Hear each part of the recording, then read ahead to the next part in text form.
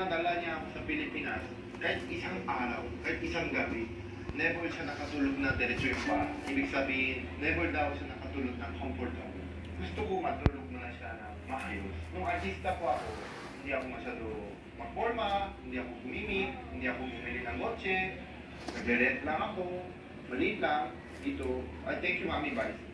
Lahat, libre ako ni Mami Vice. Kaya dito po ako kasi gusto ko regalo sa mami ko na isang pondo. At least it takes so long kasi mahal pala pondo doon. Nagsisi nga ako na yun. Dapat pala, unahin ko na joke lang. So, ang maganda kay tatay ko po, hanggang na yun, ilang years na ako artista, 14, 15 years, tuwing gusto ko padala, baka ba pinadala mo sa aking anak?